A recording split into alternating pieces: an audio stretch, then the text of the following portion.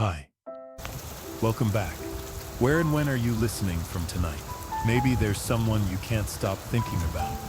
No matter how much time has passed, Jung believed that's not just memory, but meaning. The mind remembers what the heart still needs to understand. Let's explore why someone is always on your mind. Chapter 1. The face in the dream. You see them again.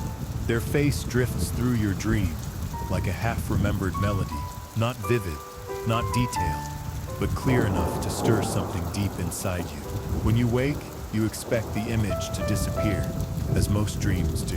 It hangs in the quiet air of morning, gentle but unshakable, as if part of you never truly left that moment. You lie still, eyes open to the dull light, pressing through the curtains. The day hasn't started, but your mind is already full. You turn over, trying to dismiss it, but the memory hums beneath the surface, that unmistakable presence of someone who no longer belongs to your life, yet continues to inhabit your thoughts. You get up, hoping routine will clear the fog. You brew coffee, scroll through messages, glance at headlines. Everything looks the same, yet slightly off, as if the world has been tinted by memory. You tell yourself it's meaningless. Dreams are just noise, the mind's way of filing the past away, but the feeling says otherwise. There's weight behind it. It isn't just nostalgia, it's recognition, a silent tug that feels almost alive. Carl Jung believed dreams weren't random or chaotic, but messages, symbols through which the unconscious speaks to the conscious mind. Every figure, every place, every fleeting image carries intention. If that's true, then this dream is not about the person themselves. It's about what they represent. Perhaps your mind isn't calling them back. It's calling you inward. You stand by the window, coffee warming your hand, and let the thought unfold. What if this person's appearance is not a haunting, but a signal? What if their image is a doorway, a way for something unacknowledged within you to step forward? It's uncomfortable to consider. You want to believe dreams are harmless, passing things. But the truth is, some linger because they touch something unfinished.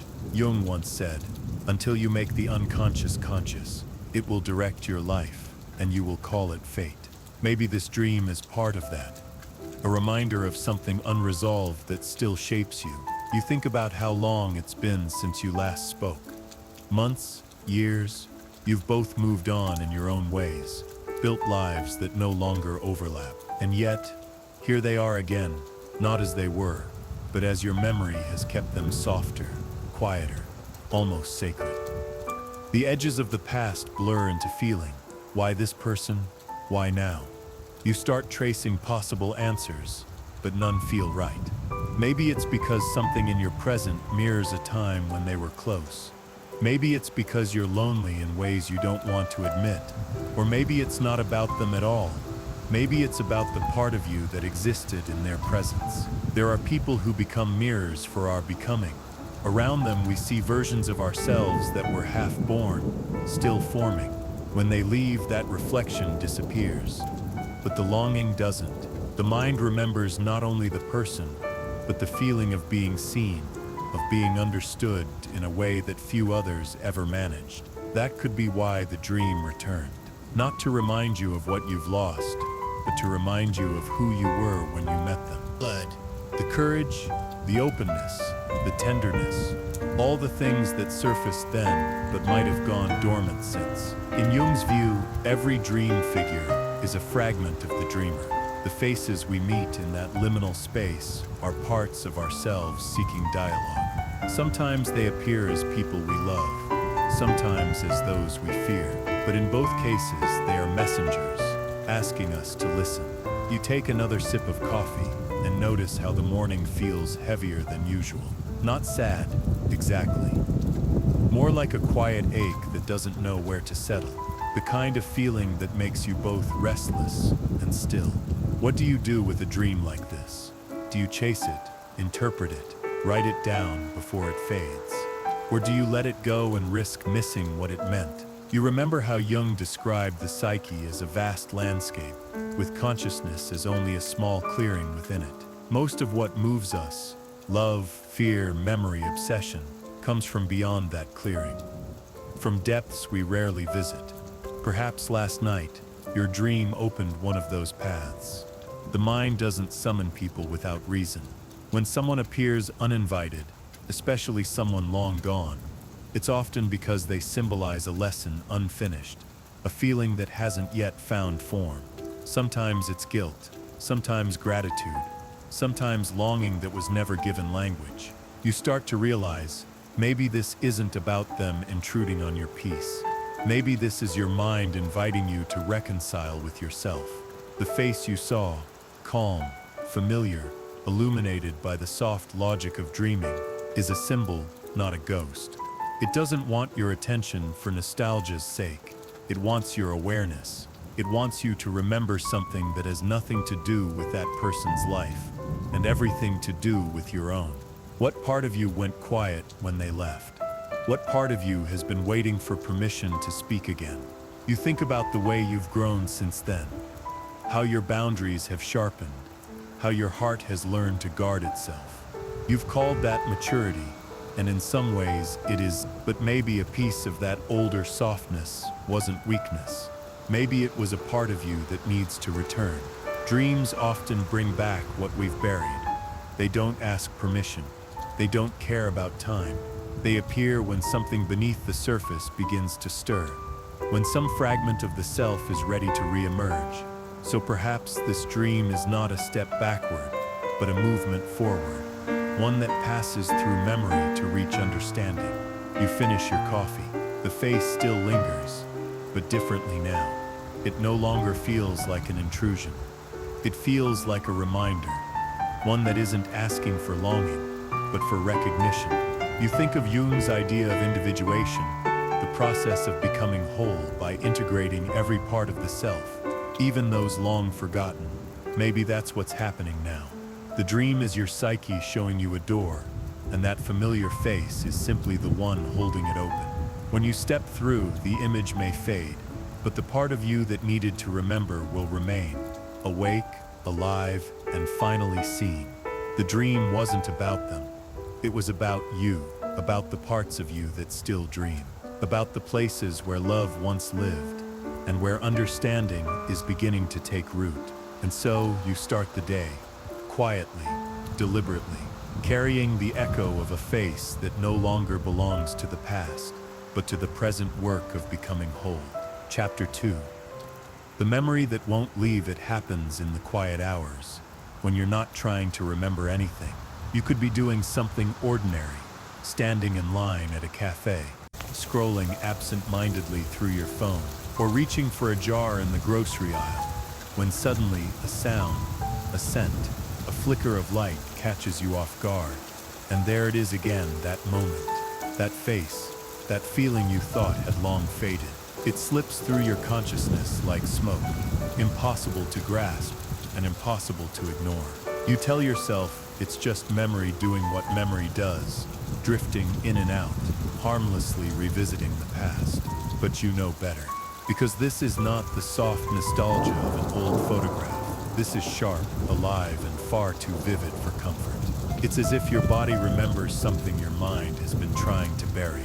The first time it happens, you might try to reason with it. You might tell yourself it's simply the mind wandering, a harmless loop of association.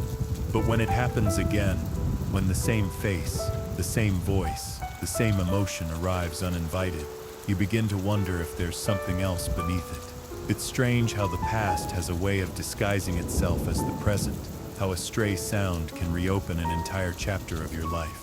You don't even have to try, it just happens. The memory chooses you. Carl Jung believed that what we call memory is rarely passive. He saw it as the psyche's way of revisiting experiences that were never fully understood, fragments of emotion left unresolved. The mind does not simply remember, it returns because something in that moment remains unfinished. You can run from the image, you can distract yourself, but until the message within it is acknowledged, it will keep finding you. It will speak through dreams, coincidences, faces in crowds, songs on the radio. whatever language it needs to reach the part of you that's still listening. So you start to notice the pattern, how the same thoughts surface when you least expect them, how certain days or places seem to summon that same quiet ache. You try to dismiss it as sentimentality, but it feels more precise than that. It's not just longing, it's instruction. The psyche, Jung said, is not linear. It does not experience time the way you do. To the unconscious, everything still exists. Every love, every wound, every word left unsaid. All of it lives in the present. And sometimes, when a certain condition in your life mirrors something unresolved from before, the unconscious seizes that opportunity to make itself known. You might think you're missing the person. In truth, what you're missing might be the part of yourself that existed when they were near. The openness, the wonder, the vulnerability. People often act as mirrors, showing us pieces of ourselves that we don't yet recognize. When they leave, those parts often leave with them. The memory that refuses to fade may not be a fixation on them at all, but an attempt by the psyche to retrieve what was lost within you. It's not always comforting to think this way. The human mind prefers clean stories, the past as something that ends, people as lessons that close neatly behind us. But the psyche has no interest in neatness. It's an ocean, not a filing cabinet. It doesn't close chapters, it carries them. And what surfaces again and again is not an error, not weakness, but the call of something that still matters. There's a certain cruelty in how vividly these memories arrive. You can be standing in the middle of a busy street, thinking about nothing in particular, when a scent, maybe that same cologne, or the smell of rain on pavement, drags you backward in time. For a second, you're not here, you're there. It's not nostalgia, it's possession. The mind becomes a stage, and the memory performs itself without permission. You feel it in your chest, that familiar tightening that once meant joy, now confused with ache. You tell yourself you should be over this. You've said it countless times. But there's a strange thing about being over something. The declaration rarely matches reality. We assume closure is an act of will, that forgetting is a kind of choice. But forgetting is biological, not emotional. The psyche keeps what it deems important, and often that means it keeps what hurt the most. Jung wrote that the psyche's goal is not happiness, but wholeness. And wholeness requires that nothing essential be left unintegrated, even pain, especially pain. So you begin to understand that the memory's persistence might not be your failure to let go, but your unconscious refusing to discard what still needs to be seen. Perhaps there's something buried in that memory, not the person themselves, but what they represented. A truth you touched in their presence. A version of love, or freedom, or meaning that felt too intense to hold on to. When that moment ended, you lost access to it. And now the psyche, in its strange and patient wisdom, brings it back, whispering, "Look again. You missed something." You might resist it for weeks. You might try to fill the silence with noise, new faces, new habits, endless scrolling, endless distraction. But late at night, when everything quiets, you can still feel it pressing at the edges of your awareness, that familiar shape, that unnameable longing. And maybe this is what Jung meant when he spoke of the unconscious as compensatory, that it balances what is missing from your conscious life. The more you push something down, the more insistently it returns. It's tempting to label this haunting as weakness, to believe that a stronger person would have moved on. But that's the mythology of productivity applied to emotion. The psyche doesn't heal by efficiency. It heals by repetition, by circling the same place, until the truth beneath it is understood. If someone stays in your mind, it's not because you're stuck. It's because you're still learning what they mean to you, or what you meant through them. There's also another layer. The body remembers. Modern psychology has borrowed from Jung in recognizing that emotion is not purely mental. It's physiological, cellular. When something deeply affects you, it imprints itself into your nervous system. The body doesn't differentiate between past and present when triggered. So when you see something or hear something or feel something reminiscent of that person.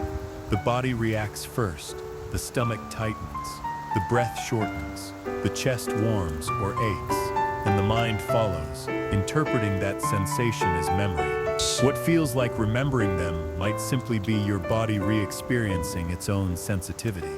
That realization changes things. You stop seeing the memory as an enemy and start treating it as a visitor, a messenger, a teacher, maybe. Because if you meet it with resistance, it claws back. But if you meet it with attention, it begins to dissolve, not by force, but by understanding. So the next time it happens, the next time a sound, a scent, or a passing glance summons that old emotion, you pause. You don't run from it this time. You let it come. You let the memory move through you, not as something to be analyzed, but as something to be felt. You notice what it brings, not just the image of the person, but the feelings attached: warmth, loss, desire, regret, maybe even gratitude. And you realize that none of these are fixed to them anymore. They belong to you. They always did. Carl Jung often spoke about the importance of becoming conscious of one's projections. The people we cannot forget are rarely who they truly are. They are carriers of qualities our psyche is trying to reclaim. When you find someone endlessly fascinating or endlessly painful to think about, it's often because they embody something you've disowned. Maybe it's confidence. Maybe it's openness. Maybe it's the permission to feel deeply. When they leave, that quality feels gone, but it isn't. It's waiting for you to reclaim it. That's what the memory wants. Not for you to relive the past, but to retrieve what you projected outward. When you can do that, something shifts. The memory no longer feels like an invasion. It becomes information, the psyche's quiet insistence that there's more of you to be found. So you stop trying to forget. You stop labeling it obsession or weakness. Instead, you listen, because maybe the memory that won't leave isn't here to hurt you at all. Maybe it's here to bring you back to yourself. And as you stand there in the middle of another ordinary day, surrounded by strangers who have no idea what's happening inside your mind, you begin to feel a strange calm. The memory is still there, but now it feels different, softer. It no longer demands that you look backward. It's simply reminding you that something once mattered deeply enough to leave an imprint. Something within you is still capable of that depth, that recognition, that connection. And maybe that's the real reason the memory stays, not to chain you to the past, but to remind you that you are still alive enough to feel. Chapter 3. The haunting hour. It always seems to happen late at night, when the world has gone still, and every sound feels louder than it should. You lie in bed, surrounded by silence, but inside your head there's a quiet noise that won't stop. You try to close your eyes, to slow your breathing, to sink into sleep, but the mind has its own agenda. It drifts to them, uninvited, as if some hidden part of you is still waiting for something, an ending, an explanation, or maybe just the feeling of being seen again. You tell yourself that you've moved on. You've said it so many times that it's almost believable. You've built new habits, filled the empty spaces with people, work, noise. But at 3 in the morning, when everything is stripped away, there's nothing left to distract you from the truth. You still think about them, not because you want to, but because the mind doesn't obey declarations of closure. It moves according to its own tides, and sometimes those tides carry the past to your doorstep. Carl Jung once wrote that what you resist persists. He understood that repression doesn't erase a feeling, it buries it alive. The unconscious does not forget what the conscious mind refuses to face. It waits, it watches, and when the defenses grow quiet, in those dim hours when sleep won't come, it rises. That's why you think of them at night, not during the rush of the day. The night strips you bare. It makes space for what's been waiting. You turn your face toward the ceiling, listening to your own breath, the seconds stretch. You think about all the reasons this shouldn't still matter. You remind yourself that it ended, that life went on, that what's done can't be undone. But logic does nothing against memory. The mind doesn't deal in chronology. It deals in emotion. and emotion doesn't respect time. You remember the smallest things, the sound of their voice when they were half asleep, the shape of a conversation you can't fully recall, the way your own name sounded when they said it. It's strange, the things that stay. You thought healing would mean forgetting, that distance would turn memory into something harmless. But now, here it is again, not sharp enough to hurt, but deep enough to ache. Sometimes you wonder if this is loneliness, if the brain is simply reaching for warmth wherever it once found it. But there's something more complex beneath it. Colson would say that the psyche is trying to make you whole, that the thoughts you can't stop thinking aren't mistakes, but messages. Calls from the unconscious asking to be heard. The haunting hour isn't about obsession, it's about communication. Something within you wants your attention. Something that once lived in the shadow of that connection is trying to speak. Perhaps it's not love you're revisiting, but an old version of yourself. The one who felt, who hoped, who believed. You're not longing for them as much as you're longing for the person you became when they were near. You sit up, restless. The glow of your phone screen is cold and unhelpful. You scroll for a moment, trying to drown the thought and distraction, but nothing satisfies. There's a pull in your chest that feels familiar, almost ancient, like the echo of an emotion that never finished its sentence. You wonder what it would mean to let it finish now. Maybe this is what Jung meant by the return of the repressed. The unconscious does not care for comfort. It cares for truth. Every thought you silence, every emotion you dismiss, gathers energy until it forces its way back. It doesn't do this to torment you. It does this to free you, because what isn't felt cannot be healed, and what isn't acknowledged cannot be integrated. You think of how you've tried to silence this part of yourself, the part that misses, that wonders, that still feels tenderness toward a memory that has no future. You told yourself that to heal meant to be untouched. But maybe healing isn't the absence of feeling.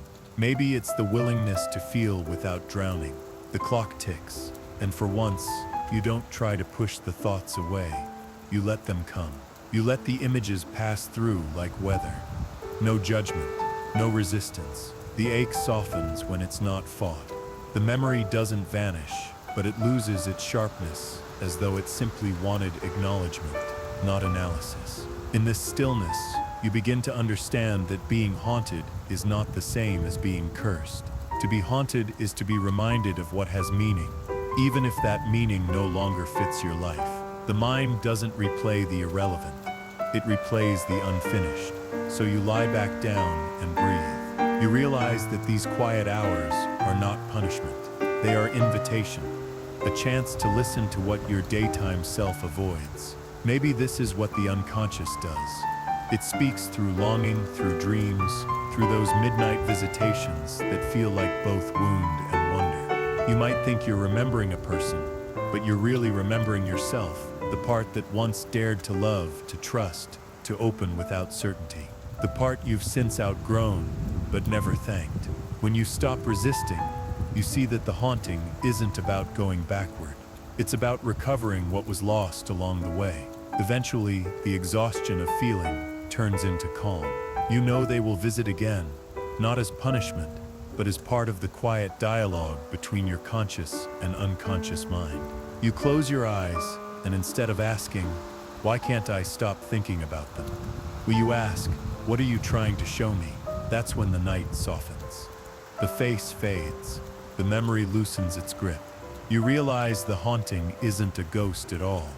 It's a guide, a reminder that what remains unresolved is not meant to imprison you, but to bring you back to yourself, again and again, until you finally listen.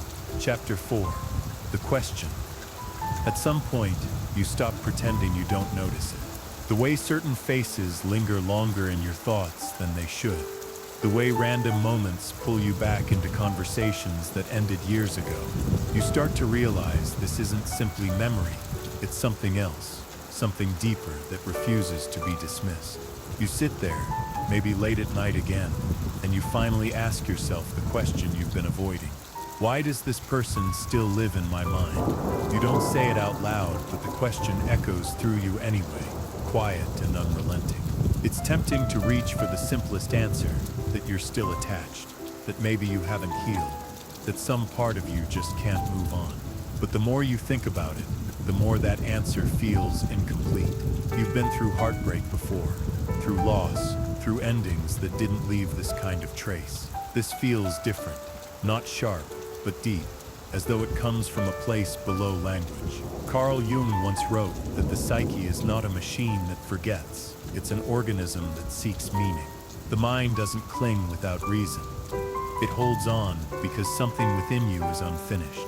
Some lesson not yet absorbed, some reflection not yet seen. The person, then, is not the source of your obsession, but the symbol through which that unfinished thing is trying to reach you. And that's the hardest part to accept, that this isn't really about them at all. It never was. You think back to when you first met. You remember the ease, the spark, the inexplicable sense that something inside you recognized them. That first recognition wasn't necessarily about love, it was about resonance. They carried something that mirrored you, a quality, a wound, a longing you hadn't named yet.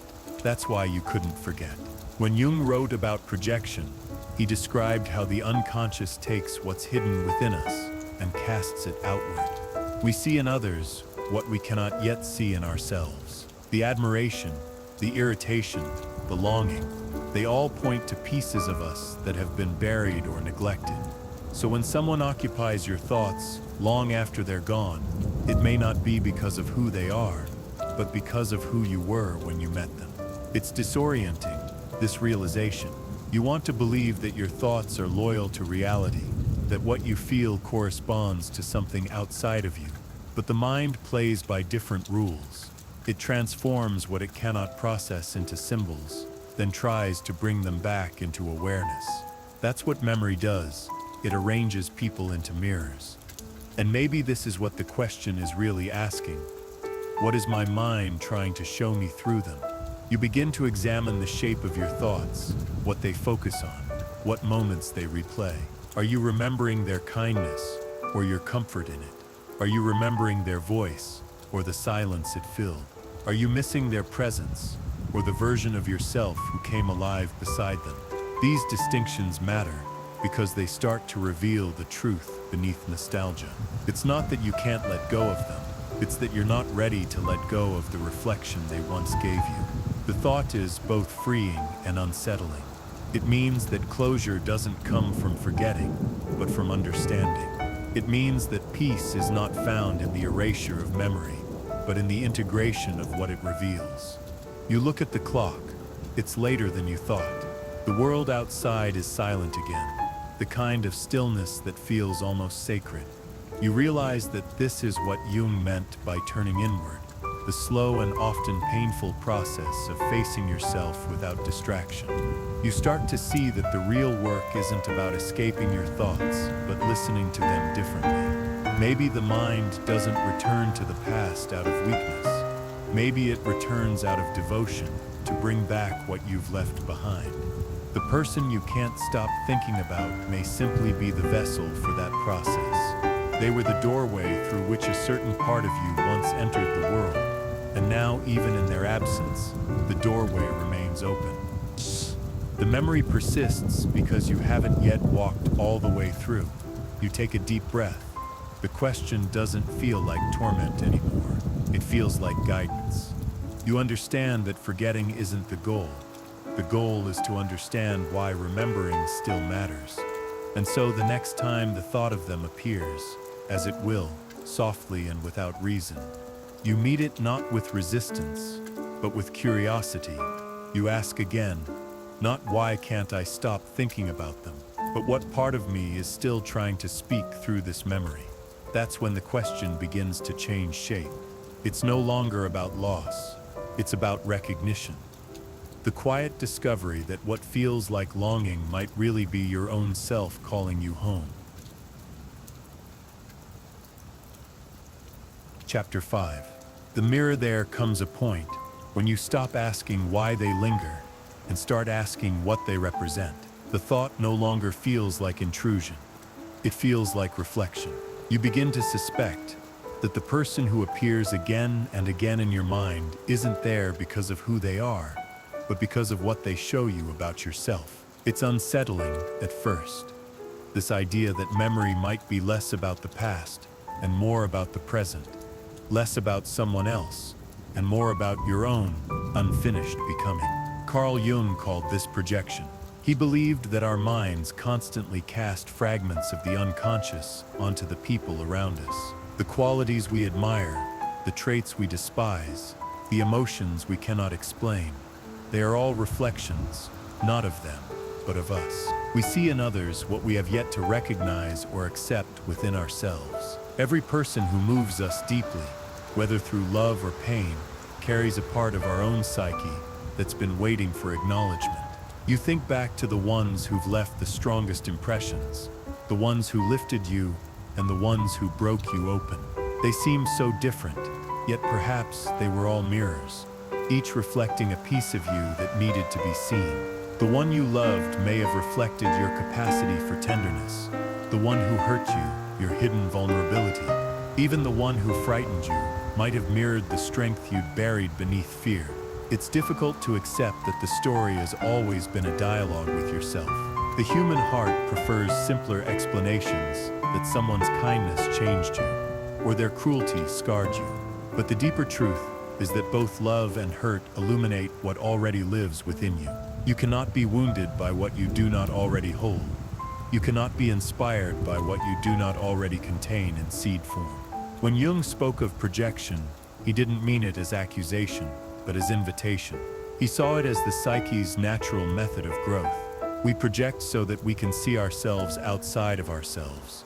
The person who occupies your thoughts so completely may simply have carried the weight of something you were not yet ready to confront directly.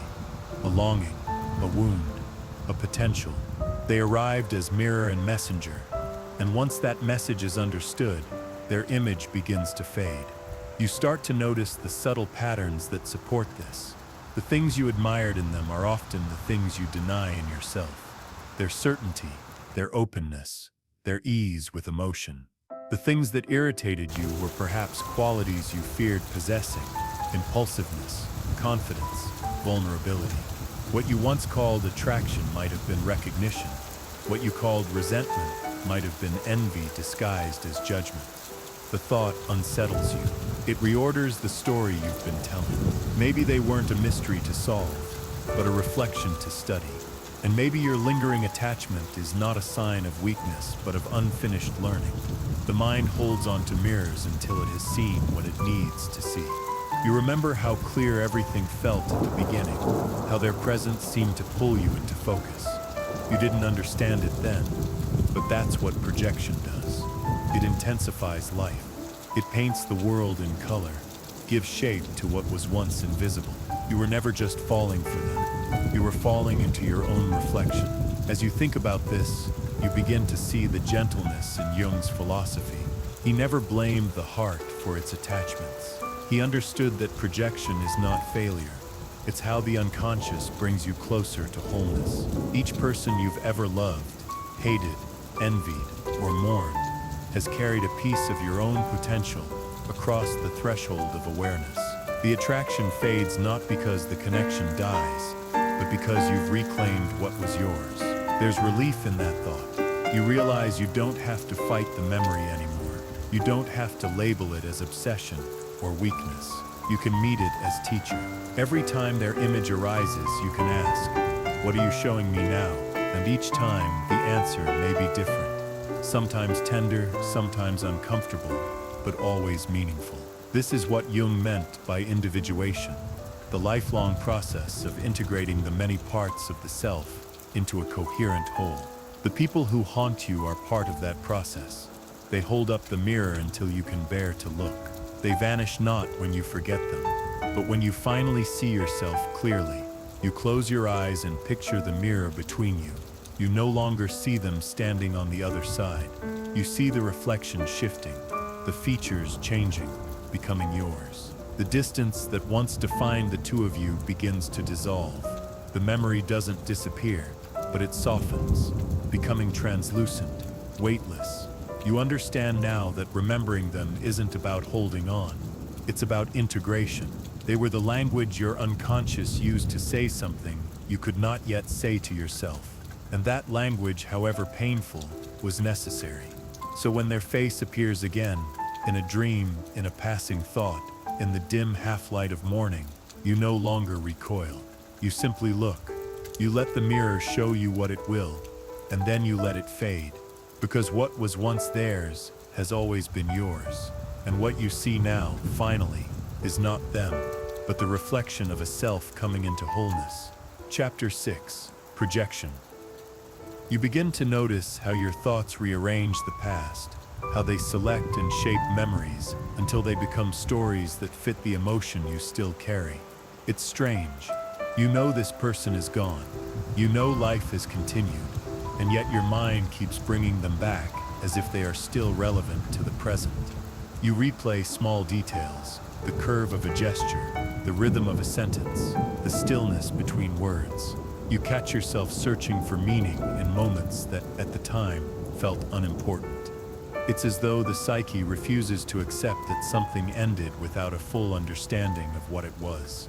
Carl Jung called this phenomenon projection, the act of unconsciously transferring inner qualities, desires, and fears onto another person. It's not something we choose. It happens beneath awareness, a natural function of the human mind. When we meet someone who feels significant, who seems to awaken us or unsettle us, what we are really encountering is an aspect of ourselves that we have not yet integrated. They become the canvas upon which the psyche paints its hidden contents. The more emotionally charged the connection, the stronger the projection, attraction, obsession, resentment. They are all forms of recognition, though not of the other person's true nature, but of the traits within us that seek acknowledgement. You think you are drawn to them because of who they are, but really, you are drawn to what they mirror. The mind finds in them a shape for something that lives inside you, unexpressed, waiting for form. It's a difficult realization to sit with. You want to believe that your longing is directed outward, that it belongs to another human being. To consider that the longing might be inward, that it is your own soul calling your attention, feels unsettling, even lonely. But Jung would insist that this is how individuation begins, through the recognition that what we seek in others often belongs to us. When you first met them, something in you woke up. You might have described it as chemistry, or fate, or recognition, and in a way, you weren't wrong. You were recognizing a lost part of yourself, glimpsed through their presence. Perhaps it was confidence.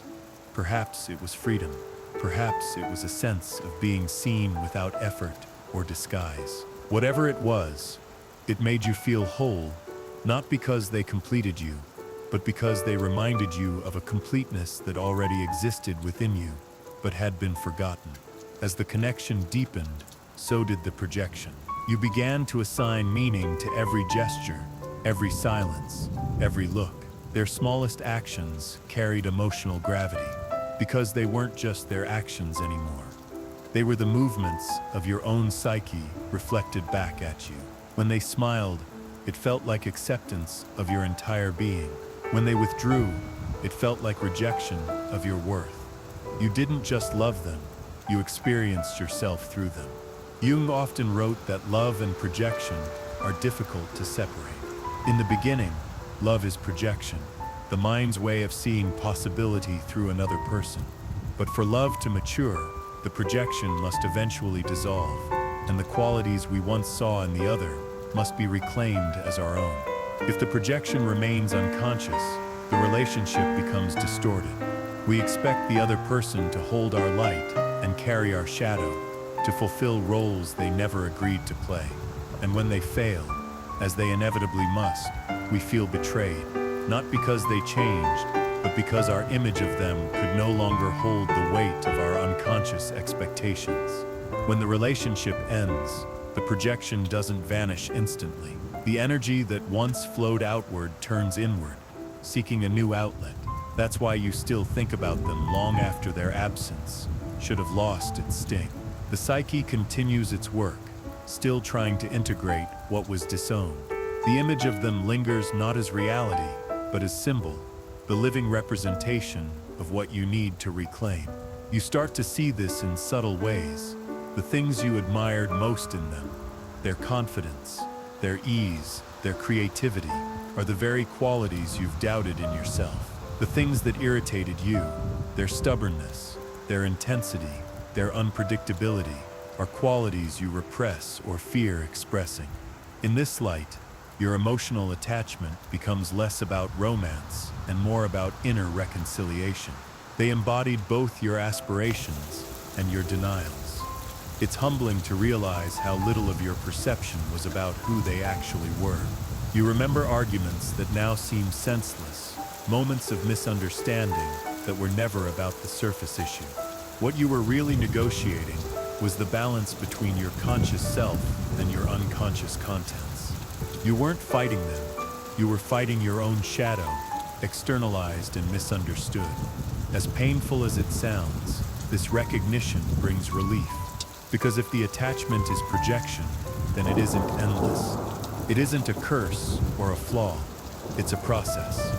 The psyche uses relationship as a mirror until the lesson is absorbed. Once you see what the mirror shows, you no longer need it to reflect you. The energy returns to its source. The person loses their hold, not through forgetting, but through understanding. It doesn't mean the love wasn't real. On the contrary, it means it was profoundly real, just not in the way you thought. It was a love between you and the parts of yourself that came alive through them. Jung described this as the meeting of two psychic systems, each carrying its own unconscious world. When those worlds collide, the energy is enormous, transformative, and often painful. But its purpose is not to destroy you, it's to expand you. You begin to imagine what it would mean to live without the projection, to no longer expect others to embody your unclaimed qualities, to see people as they are rather than as reflections of what you need. It feels both freeing and terrifying. Without projection, relationships lose their intoxicating glow, but they gain something steadier: clarity, compassion, reality. The work, Jung would say, is to withdraw the projection without withdrawing love. To see the person not as mirror, but as fellow traveler, equally human, equally unfinished. But that kind of vision takes time. It requires you to look inward, to meet the qualities you once placed outside yourself. That's what your recurring thoughts are trying to do. Every time their image surfaces, it's an invitation to integrate something forgotten: courage, desire, tenderness, vulnerability. You think about how this changes the nature of memory. It's not a loop you're trapped in. It's a spiral, returning to the same image, but from a higher level of awareness each time. What once felt like obsession now feels like guidance. The unconscious doesn't torment, it teaches. The people you cannot forget are not obstacles. They are mirrors reflecting the shape of your becoming. There's something deeply human in this realization. Every person carries within them a gallery of projections, faces that once held our dreams, voices that carried our fears, eyes that reflected our potential. To grow means to visit that gallery, to thank each figure for what it revealed, and then to walk out, lighter, clearer, more whole. So when the thought of them arises again, you don't have to push it away. You can let it unfold. You can ask what it's trying to tell you about yourself. Maybe it's asking you to own your confidence. Maybe it's showing you how deeply you can feel. Maybe it's reminding you that love was never lost, only relocated from them back to you. And when you finally begin to see that, something changes. The thought still comes, but it doesn't hurt anymore. It no longer demands that you return to the past. It simply acknowledges that the connection has done its work. It has carried you closer to yourself.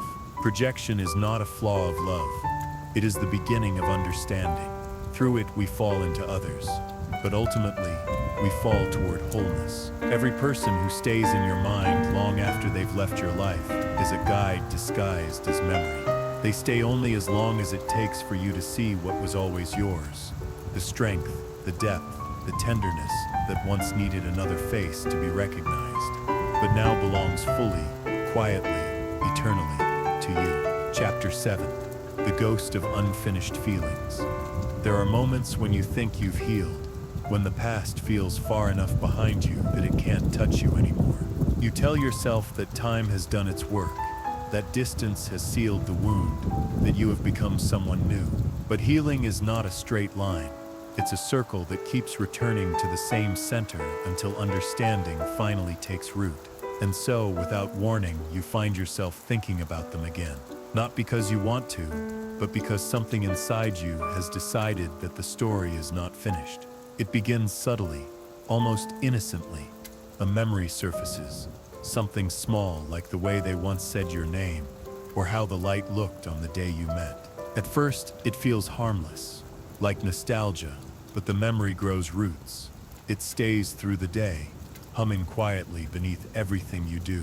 You can feel its weight when you pause for too long.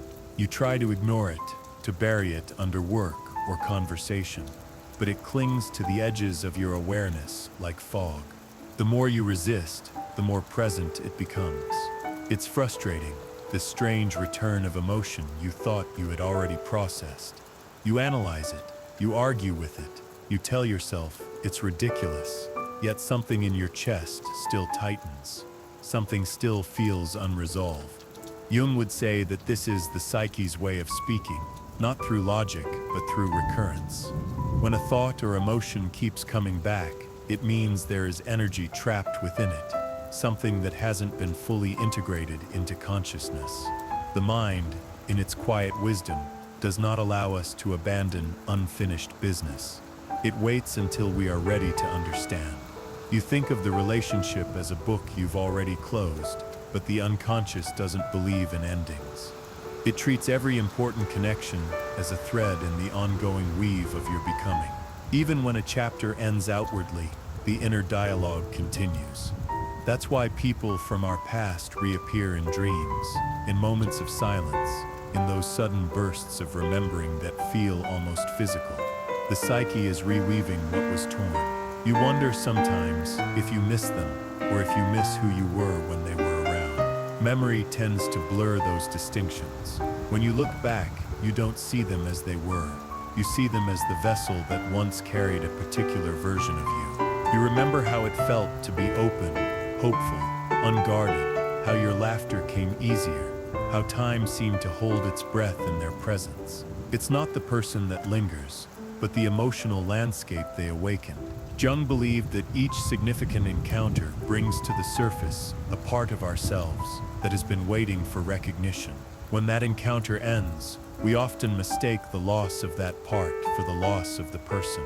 What we call heartbreak might, in truth, be the separation from an aspect of ourselves that was briefly illuminated through connection. The ghost that lingers is not them. It's the unclaimed part of you still standing in that light, waiting to be brought home. You start to see this in the details. The specific memories that return are never random. They cluster around unfinished emotion.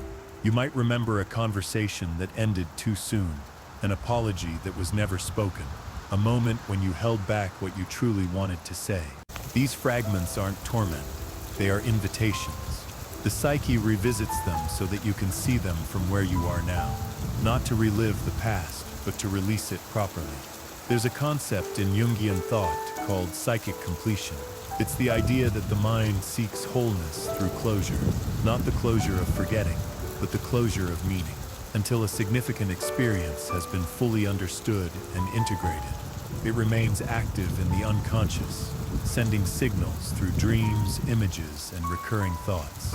That's why people and memories resurface, even when we believe we've moved on. The mind doesn't like unfinished sentences. You sit with this realization and feel a subtle shift. The ache that once felt like weakness starts to feel like communication. You begin to understand that these returns are not regressions. They are part of the process. Healing isn't the absence of memory, it's the transformation of its meaning. The past stops haunting you when it becomes a teacher, instead of a wound. Still, the ghost is persistent. There are nights when it feels closer than ever, when you hear a song that used to belong to that time, or when you catch a glimpse of someone in a crowd who resembles them. For a moment, the distance between then and now collapses. You can almost feel their presence. You can almost believe that the story might still continue. But when the moment fades, what remains isn't sorrow, it's awareness. You see now that the memory isn't pulling you backward, it's showing you the path you've already walked. Jung once described the process of active imagination, the act of consciously engaging with the images that arise from the unconscious rather than suppressing them. Instead of running from the ghost, he encouraged dialogue, to sit quietly with the recurring image and ask, "What are you trying to show me?" The answer, if it comes, is rarely about the person. It's about what their image symbolizes: an emotion denied, a desire unacknowledged, a truth avoided. Through this dialogue, what once haunted becomes understood, and what was frozen begins to move again. You try this, tentatively. One evening, when the memory arrives, that familiar face, that echo of a laugh, you don't push it away, you let it stay. Let you imagine sitting across from it, not to resurrect the past, but to listen. You ask what it wants from you, what it still needs, and somewhere in the quiet, you realize it's not asking for reconciliation. It's asking for recognition, for you to admit that something real happened, that it mattered, that it shaped you. That's all the ghost ever wanted. Acknowledgement. After that, something changes. The memory doesn't vanish, but it loses its sharpness. It becomes softer, like an old photograph that you can finally look at without flinching. You start to see the beauty in what once hurt. It's no longer a wound. It's a mark of experience, a sign that you have lived deeply enough to carry echoes. Jung believed that every emotional attachment has a purpose in the evolution of the self. Nothing truly meaningful is wasted, even if it ends. Each connection leaves behind a fragment of understanding, an awareness that becomes part of who we are. The ghost of unfinished feelings is not a punishment, it's a passage. It appears to remind you that love, even when it fails, expands the soul's capacity to know itself. You begin to notice how this understanding changes your relationship with memory. Instead of trying to suppress it, you start to honor it. The person who once occupied your thoughts becomes less like a figure of loss and more like a chapter in your own becoming. They were the mirror through which you glimpsed a part of yourself. The ghost that returns is that part, still knocking on the door of consciousness, asking to be let in.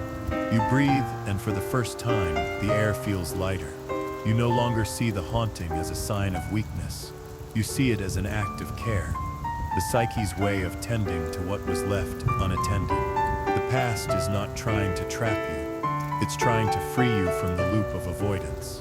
Every return of memory is a step toward wholeness. When you finally lie down that night, you know they'll probably appear again, maybe in a dream, maybe in a passing thought. But this time you won't run. You'll listen, because now you understand that the ghost is not here to remind you of what you lost. It's here to remind you of what still lives within you, the capacity to feel, to remember, to forgive, and to grow. The unfinished feelings are not unfinished forever. They only wait for acknowledgement. Once seen, once felt, once named, they stop haunting. They rest, and what remains is not the ghost of someone else, but the quiet presence of yourself, awake, whole, and ready to begin again. Chapter 8. The Animi and the Animus. Some people arrive in your life, and it feels less like meeting and more like remembering. There's an instant familiarity, a quiet pull that bypasses thought. You can't explain it. They seem to carry a kind of energy that wakes something inside you, something that was sleeping, something that was waiting, and before you realize what's happening, you're no longer just seeing them. You're seeing a reflection of yourself. Carl Jung believed that these encounters are not coincidences. He called them awakenings of the anima and animus, two archetypes that live in every human psyche. The anima is the inner feminine, intuition, emotion, imagination, and connection to the unconscious. The animus is the inner masculine, reason, strength, purpose, and clarity. They are not opposites but counterparts. like two halves of a bridge that meet in the middle. Together they make us whole, yet for most people one side lies dormant, waiting for life or someone to awaken it. When you meet a person who seems to light up your entire inner world, it's usually because they embody the qualities you've left sleeping in yourself. A woman might meet a man whose calm confidence feels magnetic because it mirrors her own unclaimed authority. A man might be captivated by a woman whose sensitivity and imagination reflect his own buried capacity to feel. These are not ordinary attractions. They are psychological summons. The soul recognizes in another person the missing half of its own balance. That's why it feels like fate. That's why you can't stop thinking about them. It's not merely chemistry, it's symbolism. They are the embodiment of what your psyche wants to reclaim. Jung described this as projection, the unconscious taking its own hidden contents and casting them onto someone outside you. You see in them qualities that are actually yours, but because they've lived unseen for so long, you can only recognize them through another. It's not deception, it's evolution. The psyche uses the external world as a mirror so that it can see itself more clearly. The problem is that we don't realize this at the time. We believe we found something, or someone, extraordinary. We build them into myth. Every word they speak feels heavy with meaning. Every silence feels loaded with possibility. We mistake the intensity of self-recognition for destiny. In their eyes, we find the face of something divine, and we call it love. But love built entirely on projection can't last. The image eventually fractures. The person begins to reveal their humanity, flaws, limits, contradictions, and reality intrudes on the illusion. What once felt transcendent becomes confusing, sometimes painful. You start to feel betrayed, though you can't explain why. They didn't change. The mirror did. The image of perfection fades, leaving you face to face, not with a soulmate, but with yourself. That is the turning point, the moment of withdrawal. Jung saw this as a crucial phase in psychological growth. The collapse of projection, though devastating, is also liberating. You begin to understand that what you loved most about them was not theirs to give. It was something you were ready to awaken within yourself. The tenderness that drew you in, the strength that inspired you, the calm that comforted you. These qualities were never foreign. They were your own possibilities reflected back at you. The connection was not an accident. It was a mirror placed precisely where you needed to look. It's a difficult truth to accept. To withdraw a projection feels like loss, because it dismantles a dream. But within that loss lies transformation. You start to see that what you longed for in them, freedom, confidence, emotional depth, can now live in you. You don't need them to carry it anymore. This process can take months, sometimes years. You revisit memories, not to relive them, but to reinterpret them. You begin to see that each moment meant more than you realized, not because of what happened between you, but because of what was unfolding within you. Every smile, every argument, every silence was a dialogue between your conscious and unconscious selves. They were speaking to each other through the language of relationship, and this is why some connections feel unforgettable. They awaken archetypal energy, the very forces that shape our inner lives. Jung saw such relationships as sacred, even when they were painful. They bring us face to face with the parts of ourselves we have refused to acknowledge. They tear open the boundaries of identity so that we can become larger, more complete. You begin to realize that the person wasn't your missing half. They were the messenger of your own wholeness. Their role was never to stay, but to spark. They appeared to show you what you had denied, and once you've claimed it, their presence becomes less necessary. This understanding doesn't erase the emotion. You might still think of them, still feel that quiet ache, but it changes what the ache means. It's no longer about wanting them back. It's about honoring what they brought forth. You don't miss the person. You miss the part of yourself that was new then, raw, open, alive. But that part doesn't belong to the past. It belongs to you now. As the projection dissolves, you begin to feel a new kind of balance. You can sense both the anima and animus within you, the soft and the strong, the the feeling and the knowing, the intuitive and the decisive. They move together now, no longer fighting for dominance. You begin to trust your instincts and still honor your reason. You speak with clarity, but listen with compassion. The union of opposites becomes an inner harmony, subtle but unmistakable. And when you think of them, the one who awakened all of this, the feeling has changed. It's gentler now. You no longer feel haunted. You feel grateful. You see that their presence was a kind of gift, not meant to be kept, but to be understood. Every soul, Jung wrote, must walk the path of individuation, the journey toward integration and balance. Some people come into our lives to help us take a few steps along that path. Their arrival feels like fate because, in a way, it is. But fate isn't always about forever. Sometimes it's about awakening. You might never speak to them again. Their story in your life may have ended long ago, but the energy they stirred, the qualities they embodied, live on, woven into the person you have become. So when their image surfaces in your thoughts, you no longer ask why. You already know. They were the shape your unconscious needed to take so that you could see yourself more clearly. They were the mirror you mistook for love. And when you finally step back from that mirror, you see something both humbling and beautiful. That everything you sought in them, everything that felt missing, was simply your own light, waiting patiently to be reflected back to you. Chapter 9. The Shadow Between Us. There are people who enter your life and unsettle you, not with tenderness or love, but with friction. They irritate you for reasons you can't explain. They make you defensive, emotional, reactive. Their presence seems to touch a nerve that feels older than the relationship itself. You walk away from every encounter with them, asking the same quiet question: why do they bother me so much? Carl Jung would say that this is no accident. Just as some people awaken our light, the anima and animus, others awaken our darkness. They call forth the parts of ourselves that we've buried, denied, or disowned. He called this hidden realm the shadow. The shadow is everything in us that we refuse to see. It holds the traits we consider unacceptable: anger, envy, selfishness, greed, but also the positive qualities we've repressed out of fear: strength, confidence, sensuality, courage. Whatever doesn't fit the image we want to present to the world, we push into the shadow.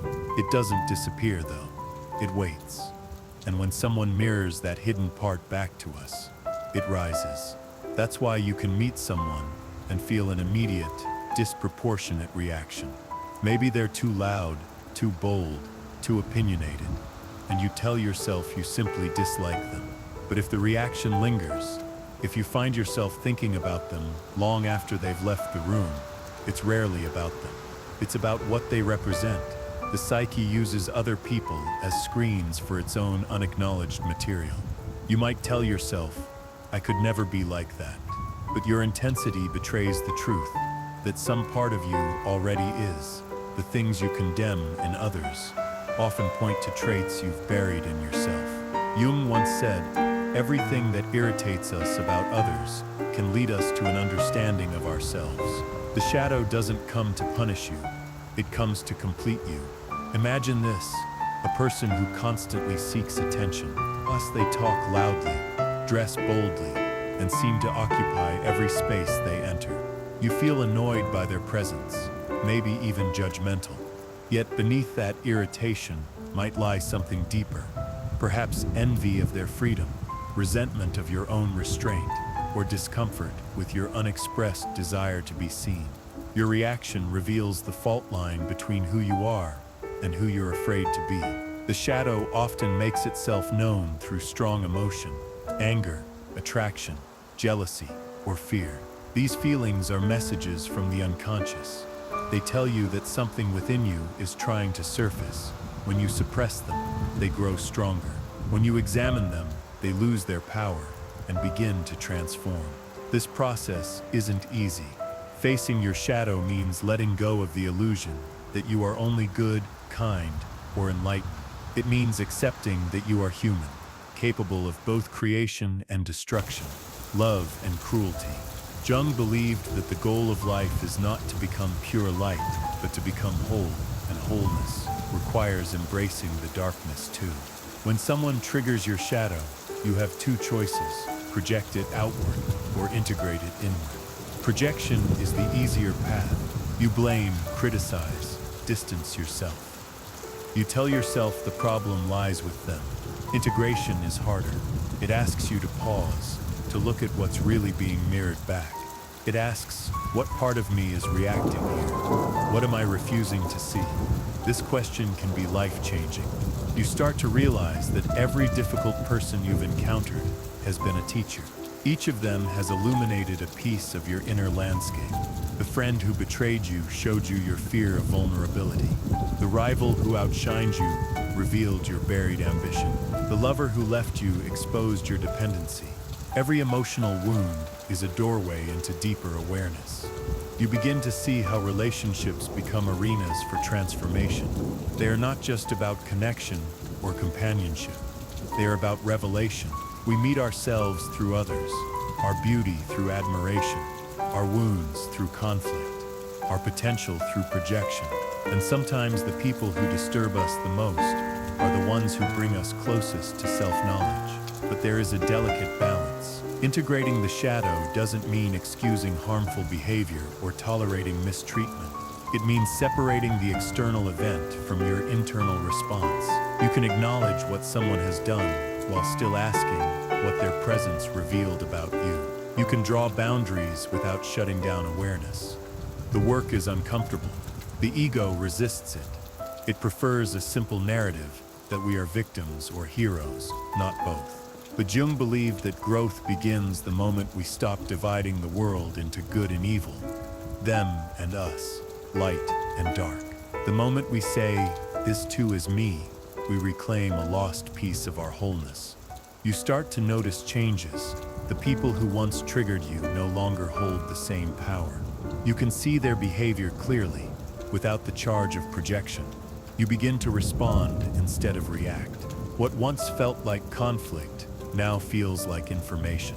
The energy you used to spend resisting others becomes available for understanding yourself. And then something remarkable happens. Compassion begins to grow.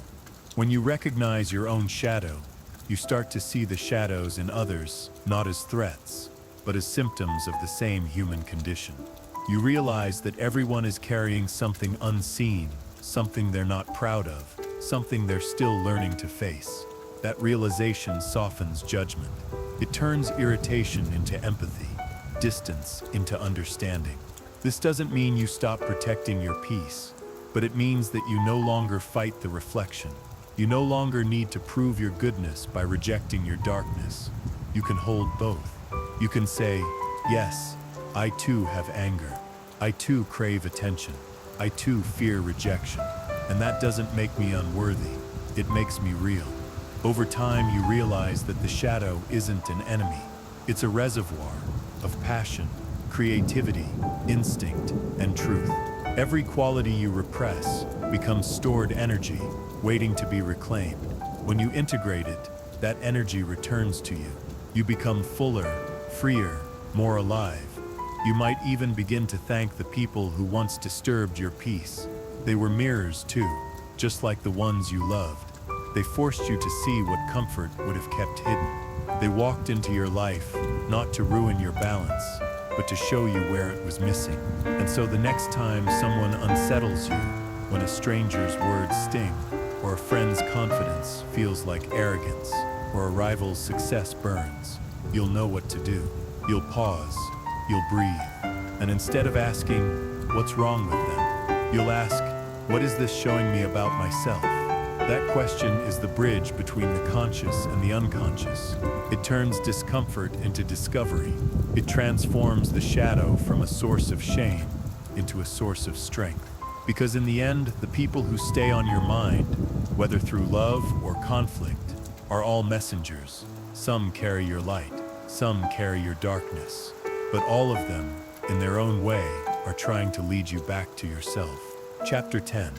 The wound that speaks there comes a moment, somewhere between remembering and release, when you begin to see that your thoughts about someone are not just memories, they are messages. You keep wondering why they linger, why their presence echoes in your mind when so many others have quietly faded. You replay moments, trying to make sense of them, but beneath the surface of nostalgia and analysis lies something older, something deeper than the story itself. Carl Jung once said that we do not become enlightened by imagining figures of light, but by making the darkness conscious. What he meant is that healing rarely begins in peace. It begins in pain. The mind returns again and again to certain people, not because we are weak, but because our wounds are still speaking through them. You begin to notice that these memories have a texture. They are not random flashes of the past, but patterns. Each time you think of that person, it's not just them you're thinking of. It's the moment you felt invisible, or the time you felt undeserving, or the fear that you would never be chosen. Their image has become the symbol through which your oldest wounds rise to the surface. The psyche uses their face to draw your attention to what you've buried.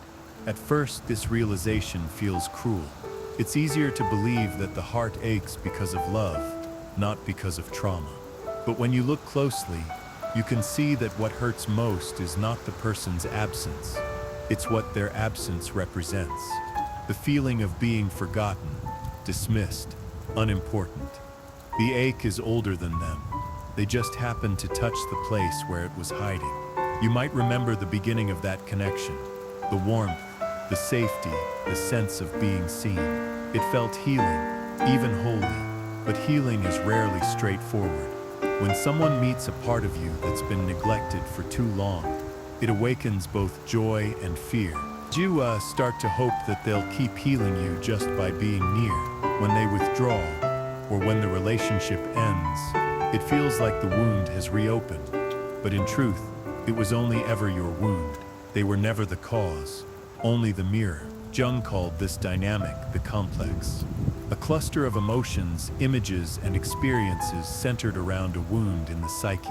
Complexes live in the unconscious, shaping how we think, feel, and relate without our awareness. Each time a complex is activated, it feels like we're being thrown back in time. The adult self disappears, and an old part of us takes over. The child who was rejected, the teenager who was unseen, the young adult who feared not being enough. The body remembers even when the mind forgets. So when you think of them late at night, when their image intrudes into your quiet moments, you're not regressing, you're remembering. You're being shown where something within you still hurts. It's not a punishment, it's an invitation to heal consciously what was once endured unconsciously. Healing, however, doesn't mean erasing the memory. It means listening to it. Each return of thought is a messenger, whispering, "Look here, this still needs you." You begin to notice what rises with their image. Is it shame, abandonment, a sense of unworthiness? The emotion that appears is the wound that asks for your care. You start to see that the people who hurt us often carry the same energy as the people who wounded us first. The friend who dismisses you echoes the parent who didn't listen.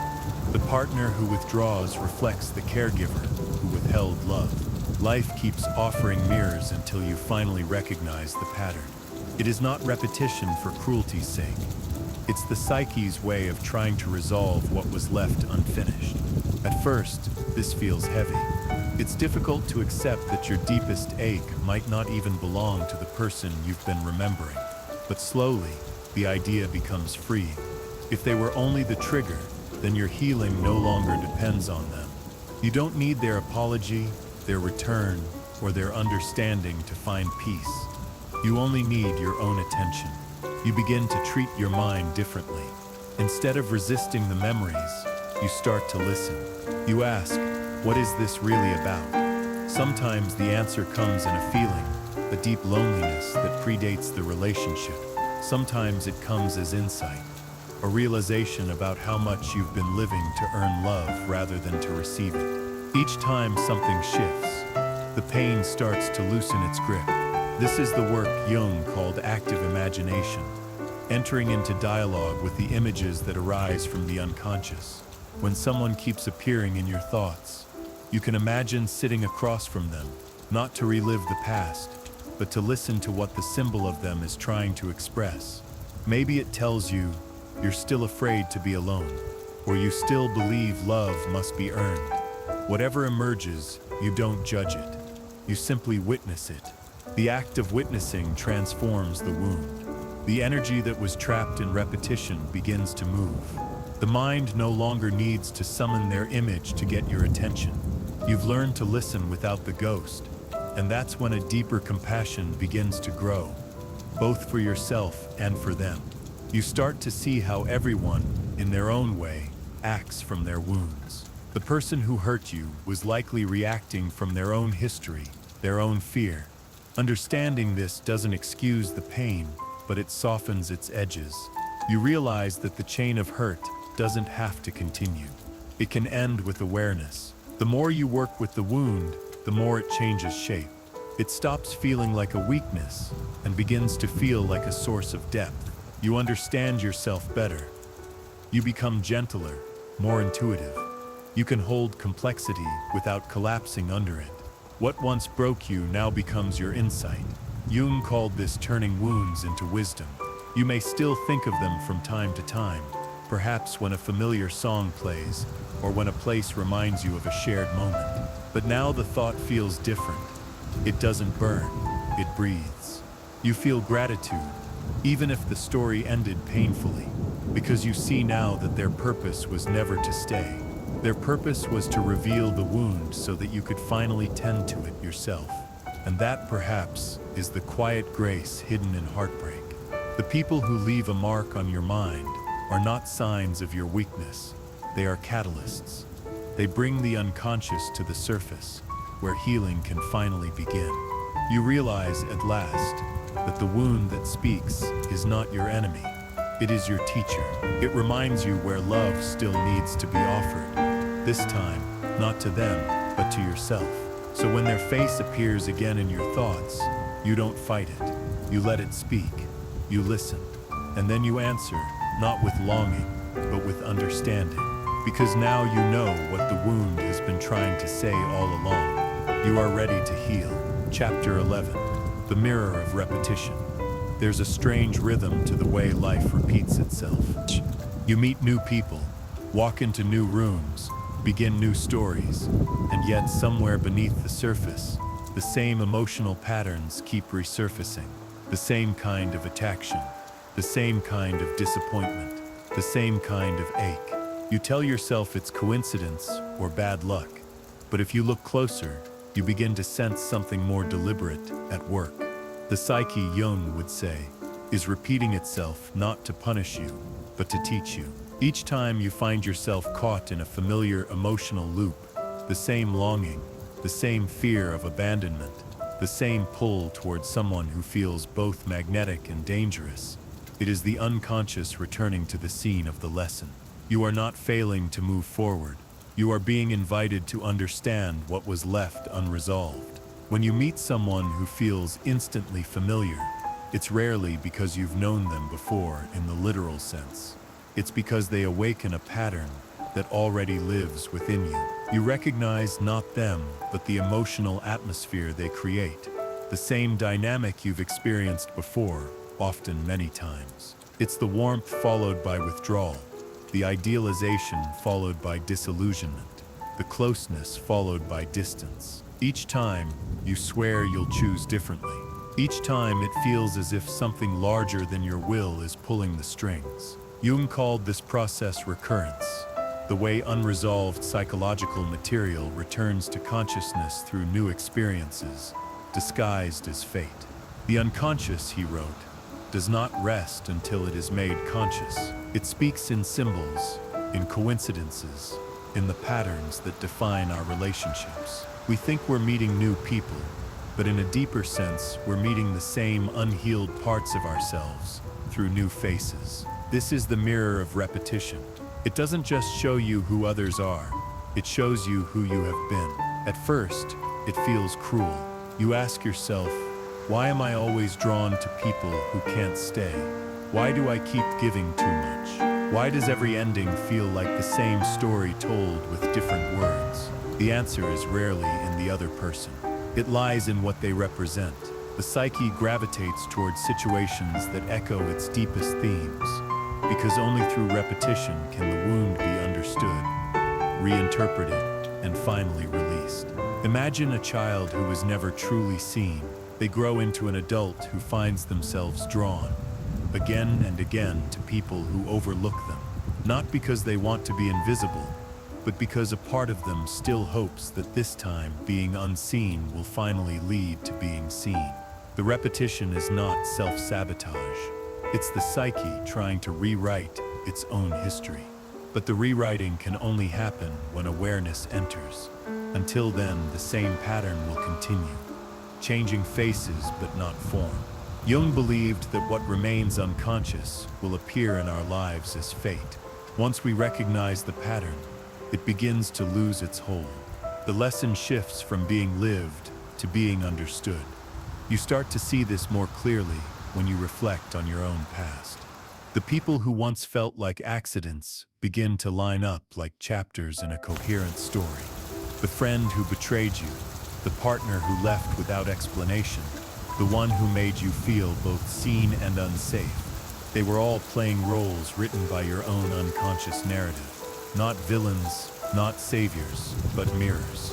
Each of them reflected back an aspect of yourself that was trying to emerge: your boundaries, your worth, your ability to love without losing yourself. As you see the repetition, something begins to soften. The frustration turns into curiosity. You stop asking, "Why does this keep happening to me?" and begin asking, "What is this trying to show me?" The moment you do, the pattern starts to change.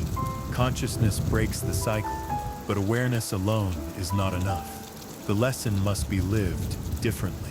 The next time you feel the familiar pull, that intoxicating spark of recognition that feels like destiny, you pause. You ask yourself, is this resonance or repetition? Am I being drawn by connection or by an old wound? The difference is subtle but profound. One expands you, the other binds you.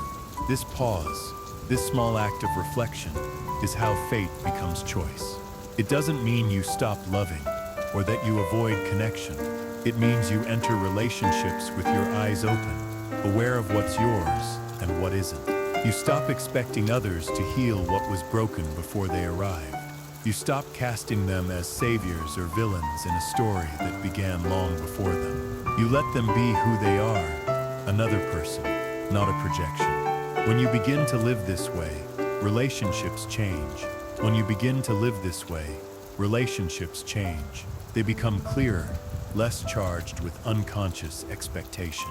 You start to experience connection without the constant undertow of the past. The mind feels quieter, lighter. You realize that love, when it's not entangled with repetition, feels less like a storm and more like still water. Calm, honest, deep. But even then, the echoes don't vanish entirely. Sometimes the old emotions return. The ache, the nostalgia, the dream of what could have been. That's the psyche's way of checking in, of asking if the lesson still holds. And this time, you don't resist it. You simply acknowledge it. You've learned to recognize the difference between the person and the pattern. You've learned that not every feeling deserves pursuit, that some are simply memories reminding you of how far you've come. Jung often wrote that life is a process of individuation, the gradual unfolding of the self toward wholeness. The people we meet along the way are not random. They are archetypes in motion, embodying the lessons we most need to learn. The ones who hurt us teach us boundaries. The ones who abandon us teach us self-sufficiency. The ones who stay teach us trust. None of them are wasted. All of them are necessary. You realize now that the person you once couldn't stop thinking about wasn't the end of the story. They were one of its teachers. Through them, you learn to see your wound, your shadow, your longing, and to understand that what you were chasing was not a person, but your own lost balance. The repetition finally begins to break, not because you've stopped caring, but because you've stopped mistaking patterns for love. You can now feel attraction without confusion, attachment without possession, loss without collapse.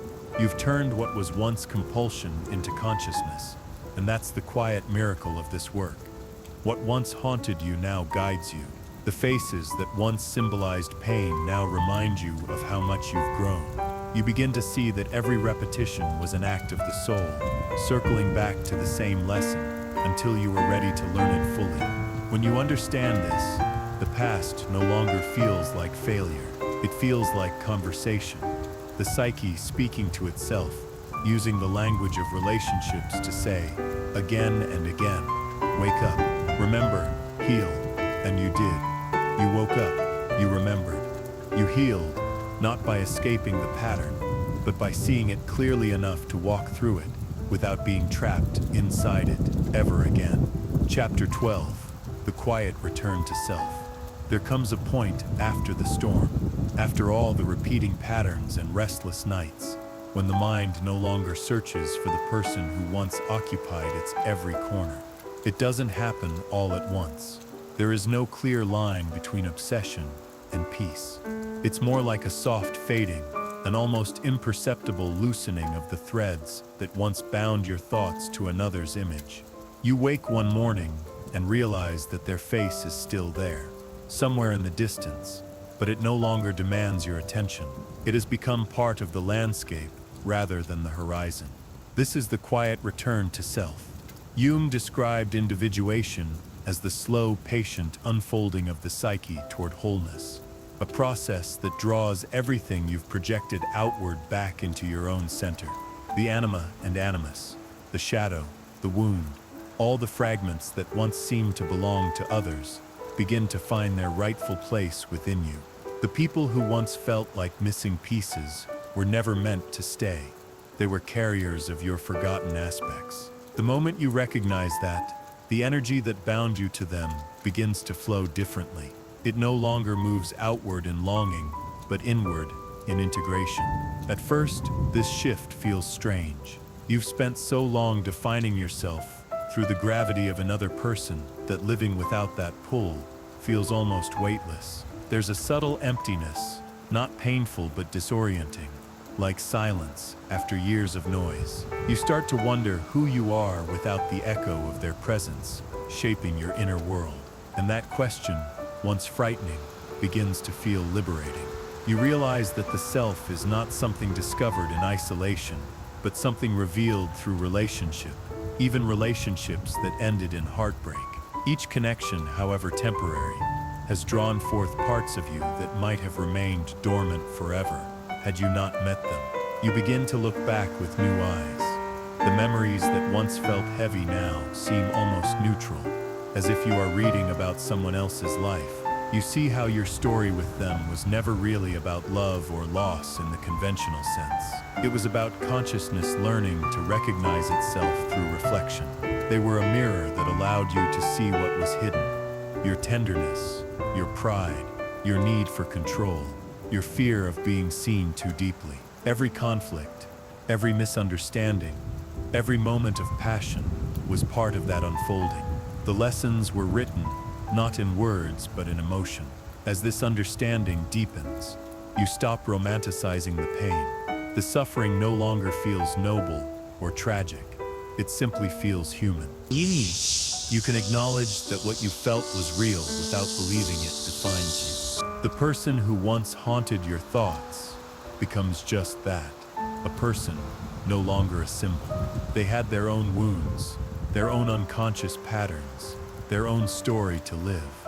You can finally let them belong to their life while you return fully to yours. The energy that once circled around memory begins to find new outlets. You start to create again, not to distract yourself, but because the same emotional current that once fueled longing now fuels expression. Jung believed that the unconscious communicates through creativity, through images, music, writing, or whatever form allows its symbols to take shape in the outer world. When the energy of attachment transforms into creative energy, it signals true integration. The psyche has reclaimed what was projected, and in doing so, it becomes fertile again. You might find that your relationships with others begin to change as well. Where once you sought completion, you now seek connection. You no longer approach love as a search for what's missing, but as an exchange between two whole people. The need to idealize fades. You can see others clearly, their beauty, their flaws, their contradictions, without needing to make them fit an inner script. This clarity brings a kind of peace that infatuation never could. It is love stripped of illusion, love without possession. There is also, unexpectedly, a gentler relationship with solitude. The silence that once felt unbearable becomes a space of restoration. You start to enjoy your own company, not because you've given up on intimacy, but because you've made peace with your inner world. Jung wrote that loneliness does not come from being alone, but from being unable to communicate with the parts of oneself that are important. Now that dialogue has begun, the parts of you that were once split, the rational and the emotional, the light and the shadow, the wounded and the strong, are learning to coexist. In this space of integration, the world looks subtly different. You notice details you used to overlook, the way light filters through a window, the rhythm of your own breathing, the quiet presence of time moving forward. You no longer rush to fill the silence or explain every feeling. You trust that what needs to rise will rise, and that what no longer serves will fade on its own. The mind feels less like a battlefield and more like a garden, not empty, but spacious. And yet there will still be moments when the past returns. A song, a scent, a familiar phrase might bring their image back for a moment. But now it's like watching a shadow move across water. It passes without disturbing the surface. You can remember them with affection, even gratitude, because you finally understand what their presence meant. They were not a mistake, not a detour, but a part of your becoming. Through them you encountered yourself. This, Jung would say, is the essence of psychological maturity, the ability to hold the opposites within you without collapsing into either. You can feel love and let go. You can remember and move forward. You can see beauty in what once brought pain. You become both the observer and the observed, aware of your inner life as something larger than any single relationship. As the integration continues, you realize that nothing has really been lost. The energy that once went into longing has returned as insight, compassion, and creativity. You feel less defined by what happened and more connected to the larger movement of life itself. The same forces that once drew you toward another person now draw you inward, toward meaning. And the relationship, in all its complexity, becomes part of your personal mythology. A story not of heartbreak, but of transformation. And when you finally stand in that quiet center, not waiting for them to return, not trying to forget, simply being, you feel something that has been absent for a long time: stillness. It isn't emptiness, it's fullness without noise. You understand now that peace is not the absence of memory, but the presence of understanding. You look back on all the searching, the longing, the endless questions, and see how every step was leading here, back to yourself. The faces, the patterns, the pain, even the confusion, all of it was part of the psyche's long journey toward wholeness. And so you take a deep breath, not as a beginning or an ending, but as a continuation.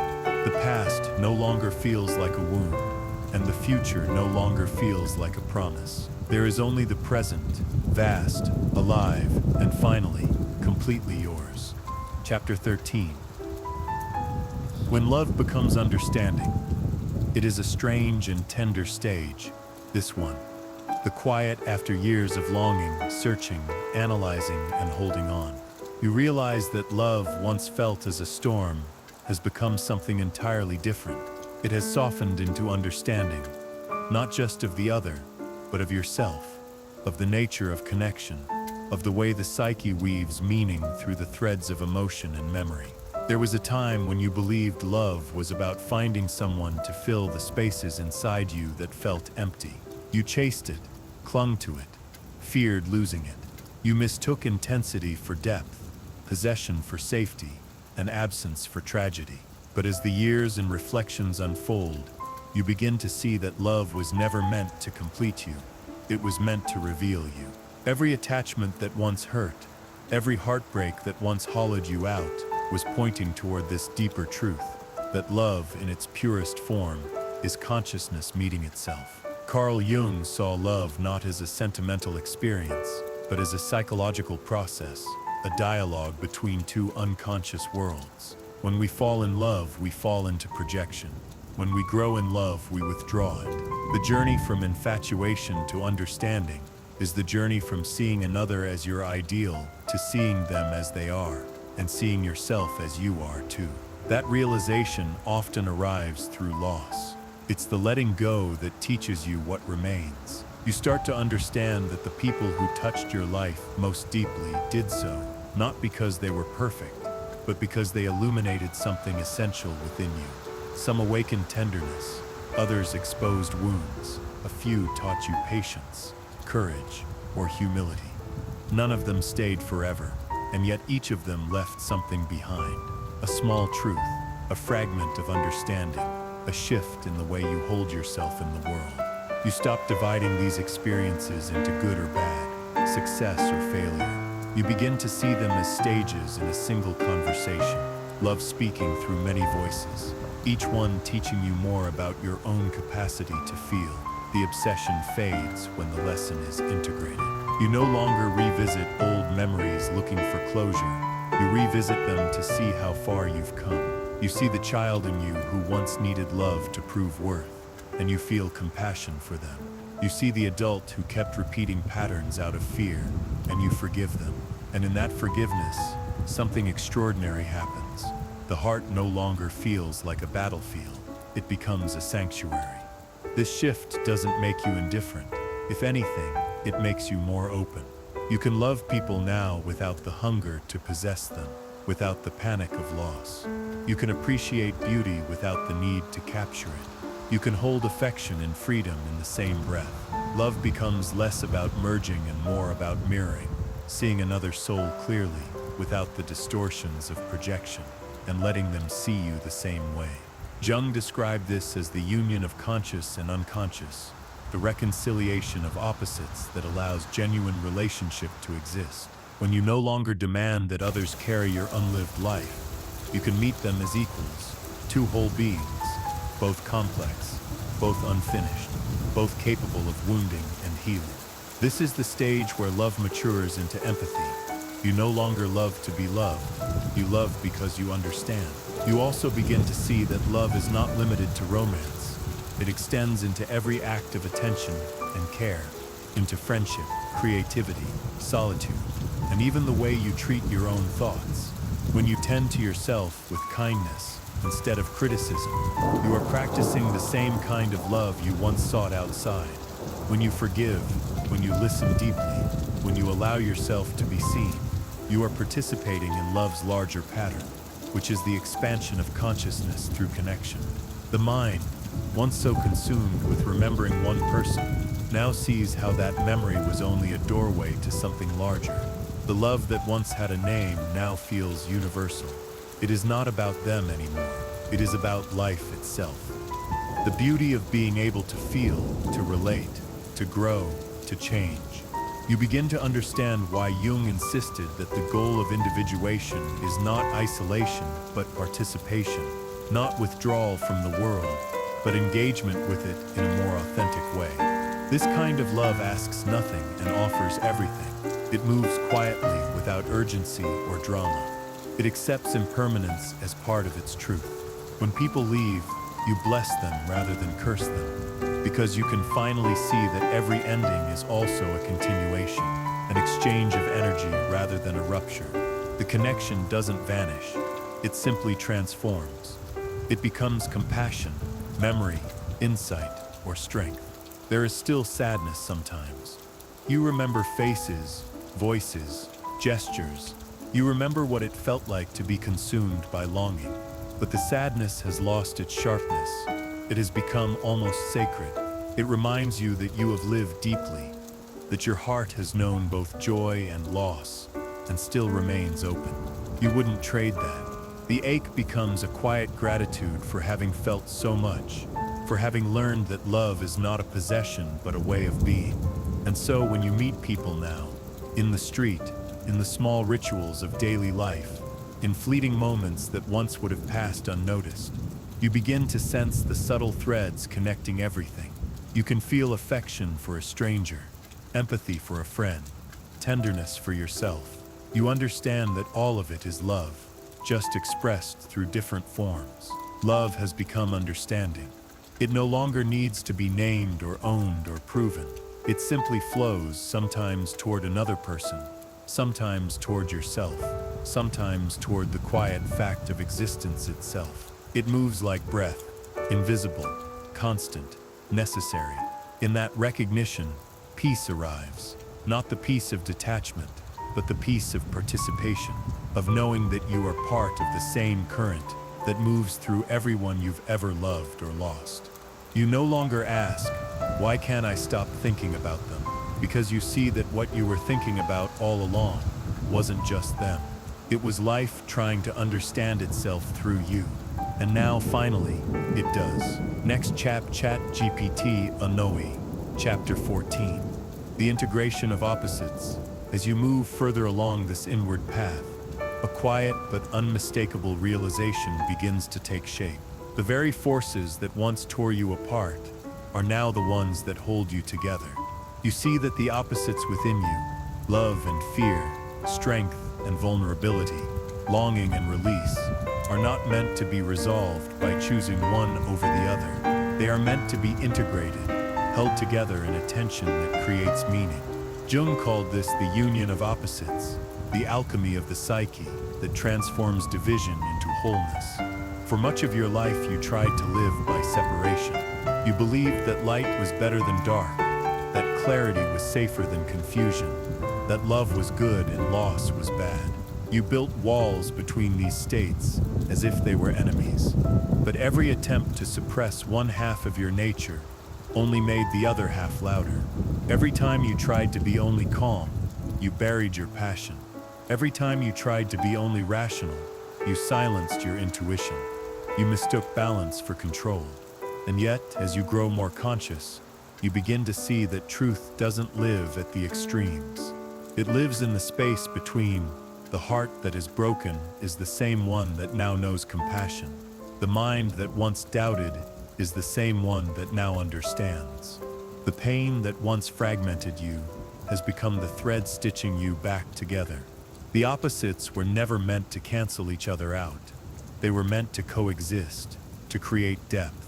When Jung studied alchemy, he was fascinated by its symbolism, not as a literal attempt to turn metal into gold, but as a metaphor for psychological transformation. The alchemist's furnace was the soul itself, and the process of heating and cooling, dissolving and solidifying, mirrored the cycles of our own inner growth. Each emotional conflict, each contradiction, each period of loss or joy was part of the work. Through fire and time, the raw material of the psyche becomes gold, consciousness, integration, selfhood. You realize that this is exactly what has been happening to you. The people who entered your life, the memories that haunted you, the wounds that forced you inward, they were all part of this slow alchemy. You have been tempered by experience. You have held the heat of contradiction long enough to see that there was never a single truth to be found, only an ever-expanding one. This insight changes the way you see everything. You no longer divide your past into right and wrong, success and failure. You begin to recognize the purpose in each polarity. The moments of weakness taught you humility. The moments of strength taught you courage. The times when you clung revealed your capacity for devotion. The times when you let go revealed your capacity for trust. You no longer wish to erase or edit your story. You want to inhabit it fully, because it's all part of the same unfolding. Integration doesn't mean harmony all the time. It's not peace in the conventional sense. It's something more complex, a willingness to hold tension without fleeing from it. Jung called this the transcendent function, the capacity to stay with opposites until something new emerges between them. When you can sit inside a paradox, when you can feel both joy and grief, faith and doubt, desire and detachment, You discover a deeper intelligence moving through you. You don't have to resolve everything. You just have to stay awake inside it. This awareness begins to spill into your daily life. You start to notice how everything reflects this principle: day and night, creation and decay, speaking and silence. Even love itself is made of opposites: the impulse to merge and the need to remain separate. When these dualities are balanced, relationship becomes alive. When one dominates, it becomes distorted. The same is true within you. Your inner life thrives when feeling and reason, instinct and intellect, the spiritual and the material, move in dialogue rather than conflict. You begin to understand why so much of your early suffering came from resistance. Resistance to uncertainty, to change, to the discomfort of contradiction. You wanted answers that were final, emotions that were pure, love that was certain. But life, you see now, doesn't work that way. It breathes through movement, through polarity. Every heartbeat is a pulse between contraction and expansion. Every breath a rhythm between taking in and letting go. To live fully is to participate in that rhythm consciously. As you internalize this truth, even the idea of healing begins to change. You no longer imagine it as erasing the past or purging pain. Healing becomes wholeness, the capacity to include everything you've been, to let every part have a voice. You can hold your ambition without shame, your tenderness without fear, your anger without judgment. You no longer exile the parts of yourself that once frightened you. Instead, you invite them into the circle, because you know that integration is not perfection, it's permission. There's a quiet confidence that comes with this kind of inner union. You no longer need to perform strength or chase peace. You trust that both already exist within you, moving in their own rhythm. When sadness visits, you no longer panic, you listen. When joy returns, you no longer grasp, you receive. You realize that both are expressions of the same source, the life force that animates your being. The world outside begins to mirror this new internal balance. People feel less threatening, less mystifying. You can hold compassion without losing your boundaries. You can say no without guilt, and yes without fear. The relationships that enter your life now reflect your wholeness rather than your fragmentation. They are no longer charged with the electricity of projection, but grounded in mutual awareness. Love becomes less about merging and more about resonance. Two frequencies harmonizing rather than one consuming the other. You also start to sense the sacred in ordinary moments. The quiet morning light, the hum of conversation, the softness of rain. These become symbols of the same process happening within you. The external world feels less like something to conquer and more like something to converse with. You understand that the psyche is not confined to the mind. It extends into everything you perceive. Every experience is part of the dialogue between the conscious and the unconscious, the visible and the invisible. And when you think of all the people who once filled your thoughts, all the figures who mirrored your light and shadow, you no longer feel haunted. You feel grateful. Each one was a chapter in this unfolding balance. Each carried one side of your polarity until you were ready to hold it yourself. The longing, the conflict, the loss, none of it was wasted. It was the fire of transformation, the necessary tension that allowed the opposites within you to find one another. In the end, you come to see that wholeness was never about becoming pure light or banishing darkness. It was about learning to stand in both, to let them exist in dialogue rather than opposition. You are no longer seeking completion in another person, in achievement, or in understanding. You have found it in the simple act of holding both sides of life at once, the beauty and the sorrow, the certainty and the mystery, the self and the world. And in that balance, you feel something that words can only approach, not peace as stillness, but peace as spaciousness. A sense that everything exactly as it is belongs, that love and fear are not enemies, but dancers in the same rhythm, that even the pain was part of the song. You breathe and the opposites breathe with you, light and dark, remembering and forgetting, self and other, all woven into the same living pattern. and you finally understand what Jung meant when he wrote, "The paradox is one of our most valuable spiritual possessions.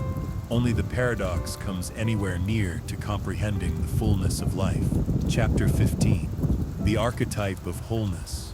By the time you reach this point in your journey, the story that once revolved around someone else has become a story about the self. Not the ego that wants control, but the deeper self. Jung called the archetype of wholeness. It is the organizing principle of the psyche, the silent pattern behind every dream, desire, and encounter. Every longing that once pulled you outward was, in truth, this archetype drawing you inward. The faces that haunted you, the connections that broke you open, the synchronicities that felt charged with meaning, they were all expressions of the same call, the call to become whole. Wholeness is not the same as happiness. It does not mean that everything feels resolved or easy. It means that every part of you has found its place within the larger pattern. The self you once fought against, the one that felt too fragile, too uncertain, too emotional, now feels like an essential part of your integrity.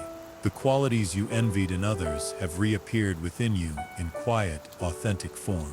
The conflicts that once split your mind into opposing camps now coexist, generating a steady current of understanding. When Jung spoke of the self with a capital S, he meant something larger than personality, something closer to the center of gravity of the soul. It is not a goal you can reach through willpower.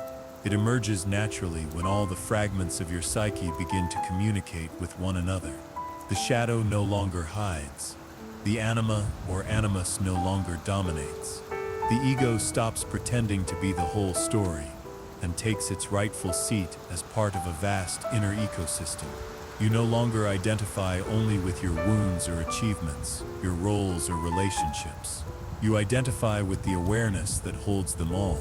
This shift is subtle but radical. Before, your inner world felt like a hierarchy, the conscious mind at the top, trying to control the unruly forces below. Now it feels more like an ecology, a living field where everything, even what once frightened you, has a purpose. The fear that used to paralyze you now acts as a signal. The sadness that once drowned you now deepens your compassion. Even the memories that once made you ache now feel like ancient messages rather than open wounds. The psyche is not at war anymore. It has become a conversation. You notice how differently you move through the world. Situations that used to trigger old patterns no longer have the same hold. You still feel, but you also witness the feeling as it arises. A part of you stands slightly behind experience, aware without being detached. This is what Jung called the standpoint of the self, the ability to participate in life fully without losing the inner observer. It's not coldness, it's clarity. The emotions still flow, but they don't carry you away. They move through you, leaving insight rather than chaos. You begin to sense the interconnectedness of everything. The people who enter your life, the coincidences that unfold, even your own moods, all seem to be part of a dialogue between the inner and the outer world. Jung called this synchronicity, a term that bridges psychology and mystery. When the inner world is aligned, the outer world responds. What once felt random begins to feel meaningful, not because you control it, but because you are finally attuned to it. Life starts to feel less like a series of events and more like a pattern unfolding from the center outward. And from that center, you see how every person you've ever loved or struggled with was an aspect of this same wholeness-seeking expression. The one you couldn't stop thinking about, the one whose absence once felt unbearable, wasn't just a figure from your past. They were a symbol of what the self was trying to teach you. That connection is sacred, but so is separation. That love is both a mirror and a fire. That what you seek in others must first be found within. They were the messenger, not the message. The work was never about holding on to them, but about integrating what they represented.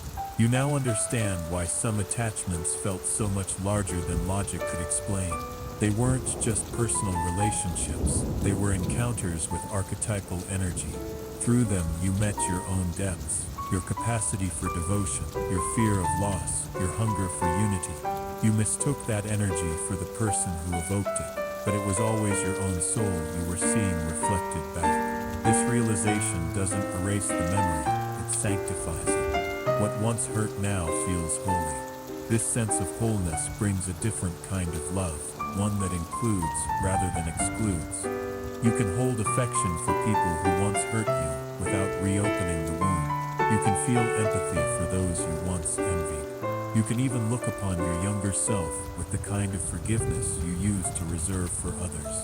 You no longer divide the world into heroes and villains, right and wrong, success and failure. You see that everything belongs not as justification, but as understanding. Jung often said that the self expresses itself through symbols, the circle, the mandala, the center surrounded by opposites. You begin to recognize this pattern everywhere. The seasons turning, the moon waxing and waning, the breath expanding and contracting, all mirror the psyche's movement toward integration. The outer world becomes a map of your inner one. The more you understand yourself, the more you see that life itself is built on balance, chaos and order, death and renewal, loss and return. Wholeness also changes your relationship with time. The future no longer feels like a place you must race toward, and the past no longer feels like a weight to escape. You start to experience time more cyclically, like the tides. The same themes return, but you meet them differently each time. What once overwhelmed you now feels familiar, manageable, even instructive. You begin to trust the rhythm of recurrence, knowing that every cycle brings you closer to the center. In this awareness, you stop seeking dramatic resolutions. You no longer expect a single revelation or relationship to complete the story. You understand now that the story never really ends. It evolves. Wholeness is not a final state, but an ongoing movement between consciousness and the unknown. It is the willingness to keep listening to what life is trying to show you, to let the psyche continue its dialogue with the world without rushing to conclusions. It's a to live deeply cold and feel like a wave to let me allow. Unwavering, you fully suit to so resolute when we calculate the in which is revealed for Chapter 16. The freedom to remember. There comes a moment when you no longer resist remembering. For so long, memory felt like a trap, a loop of longing that replayed the same scenes, the same words, the same ache. You fought to escape it, thinking that forgetting was the only way to move on. But now, something inside you has shifted. You no longer fear the past. You can look at it, steadily, softly, without being pulled under. This is not indifference. It is integration. It is what Jung might have called the reconciliation of memory and meaning. You begin to understand that forgetting was never the goal. The psyche doesn't forget. It transforms. What once came as haunting now arrives as presence. You remember not to suffer, but to recognize. Each recollection, once heavy, becomes a thread in a larger pattern. A story that was never about holding on or letting go, but about seeing clearly. A face that once filled your dreams, the words that once echoed in silence, the moments that once broke you. They are still there, but they no longer define you. They have become part of your inner landscape, woven into the soil of who you are. This is the freedom to remember. It's not the freedom to erase the past, but to see it without distortion, to feel without drowning, to know without clinging. The difference is subtle, but profound. You can recall their voice without needing to hear it again. You can think of what was lost without trying to reclaim it. You can feel affection without illusion. It's not amnesia, it's awareness. In Jungian terms, this is the stage of individuation when the psyche no longer projects its unfinished work outward. The shadow has been met, the anima or animus has been integrated, and the self, that quiet center of wholeness, stands in calm dialogue with all its parts. The person who once symbolized your fragmentation now becomes a symbol of your integration. You no longer confuse them with the energy they carried. You can love them as they were, not as you needed them to be. And when you remember, you do so with a new kind of tenderness, not only for them, but for yourself. You see the person you once were, young in understanding, fragile in certainty, searching for meaning through connection. You don't judge that version of yourself anymore. You simply hold them the way you once wished someone else would, with patience, with gentleness, with love that doesn't demand. You realize that this is what all your longing was trying to teach you, how to love without condition, beginning with yourself. As you move through the world now, memory feels different. It no longer interrupts your present. It moves with it, like background music that harmonizes rather than competes. You start to see traces of the past everywhere, in the light falling on a table, in the laughter of a stranger, in the way your hand rests quietly on your chest when you think. It's not nostalgia, it's continuity. The past is not gone. It has become texture. It gives shape to the moment you're living now. You also begin to understand something deeper about love itself. It was never meant to be eternal in its form, only in its essence. The people who leave your life don't take love with them. They simply change its direction. What once flowed toward them now flows into your work, your friendships, your presence in the world. You start to feel it as an energy rather than an attachment. The same current that drives creation, that connects every living thing. This is what Jung meant when he said that love is a bridge between the conscious and the unconscious. It's not just emotion, it's transformation. When you remember now, the pain has become spacious. You can hold joy and sorrow in the same breath. You can acknowledge what was lost without losing what remains. You see that every ending was also an initiation, an invitation to see more clearly, to feel more deeply, to live more fully. The person you once thought of as the one who broke you was in truth the one who opened you. They tore the surface so that something larger could enter.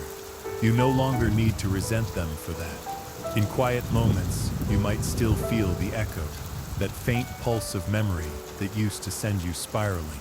But now it feels different. It's like a wave that rises and falls without turbulence. You let it pass. You might even smile, because you know it's just the psyche remembering what it learned. There's no drama left in it, only rhythm. This freedom brings with it a deep humility. You stop seeing life as a story to control and begin to see it as a pattern to participate in. Every person, every encounter, every love, all are part of a greater unfolding, none more important than another. You begin to understand why Jung compared individuation to the growth of a tree. It doesn't choose which branches to grow or which seasons to endure. It simply expands toward the light, rooted in everything that has come before. You too are rooted in memory, in experience, in the countless moments that shaped you. You no longer wish to prune away the past. You let it stand, branches twisted and beautiful. The scars on the bark are not shameful. They are evidence of growth. You see now that remembering is not holding on. It's honoring what allowed you to become who you are.